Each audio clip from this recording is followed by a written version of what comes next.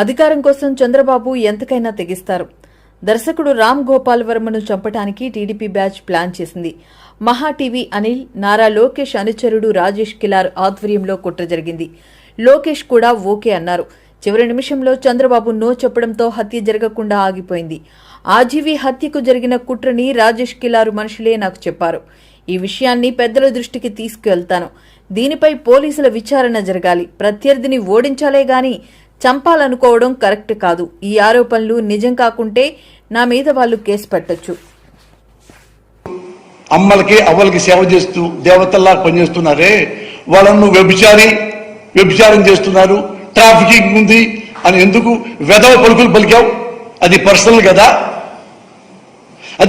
కదా, నిన్ను పెళ్ళామంటేనే ఈ లెవెల్లో సీఎం లెవెల్లోకి వెళ్ళావు డ్రామా ఆడి. మరి ఎంతమంది ఆడపడుచుంది ఆంధ్రప్రదేశ్లో, ఎంత చీపుగా మాట్లాడావు. ఎంత చీపు? అది చీపా? పలానా పోసాలు పెళ్ళామంటే చీపా? నీ మైండ్లో ఉంది. నీ మైండ్లో ఏంటంటే ఆడ ప్యాకేజీ పుచ్చుకున్నావు, ఎంత వీలైతే ఈ నెలలో అంత బాగా తిట్టేసాయి అని చంద్రబాబు గారి ఒక అర్జీ. అందుకే ఏమున్నా సరే ఎప్పుడు ఒట్టిగాల మీద వెళ్ళిపోతున్నావు. అయినా నువ్వెంత ధైర్యస్తుడో తెలుసా? మీ ప్రజలకు మీరు కూడా వినాలి. ఈ పవన్ కళ్యాణ్ ఎంత ధైర్యస్తుడు అంటే, వన్స్ ఆన్ టైం హైదరాబాద్లో ఉన్నాడు. హైదరాబాద్లో ఉండి ఒక మీటింగ్కి వెళ్ళి, అప్పుడు కేసీఆర్ గారు తెలంగాణలో, కేసీఆర్ గారి గురించి ఓ భయంకరంగా కామెంట్లు చేస్తా, జోవియల్గా చప్పట్లు కొట్టించుకుంటా ఫ్యాన్స్కి ఆయన విమర్శించాడు కేసీఆర్ గారిని, తెలంగాణ ఉద్యమ నేతని. ఇది కేసీఆర్ గారికి జారదీశారు. కేసీఆర్ గారు ఎవడరా వాడు? పవన్ కళ్యాణ్. అరే పవన్ కళ్యాణ్ యాస్టివ్గా కేసీఆర్ గారు అన్న మాటలు క్లిప్పులు ఉన్నాయి, మీరు చూసుకోండి. అరే పవన్ కళ్యాణ్ నా కొడక, ఇట్లా ఇట్లా చిటికలైతే తుణకలైపోతావు నా కొడక. ఇది మొత్తం పవన్ కళ్యాణ్ విన్నాడు. మిషన్ తిప్పి ఏమన్నా రెస్పాన్స్ ఇచ్చాడా?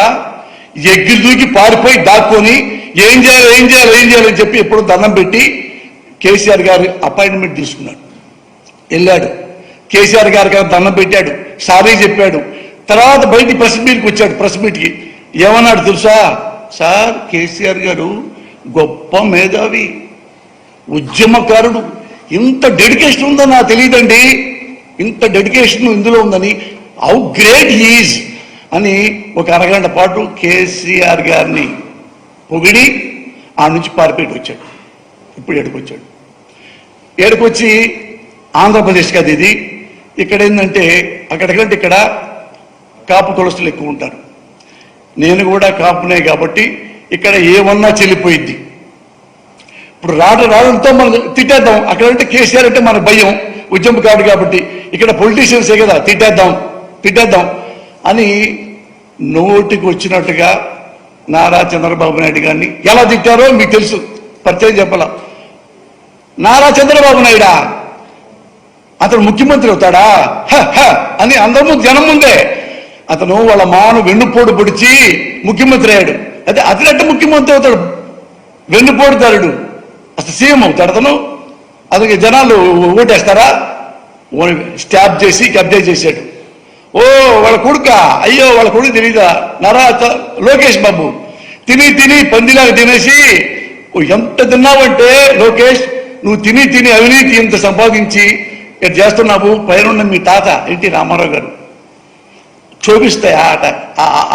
క్షోభిస్తుందయ్యా ఆయన ఆత్మ, తినకుండా ఆత్మయ్యా అని అయ్యా కొడుకుల్ని అమ్మలక్కలు తిట్టేశాడు మీసాలకు. మళ్ళీ అలాగే ఇప్పుడు కేసీఆర్ గారికి మన నారా చంద్రబాబు నాయుడు గారికి ఎంత తేడా ఉంటుందంటే, కేసీఆర్ గారు ఒక్క మాట కూడా పడనెప్పుడు అన్నాడా వాడు తెచ్చాడే.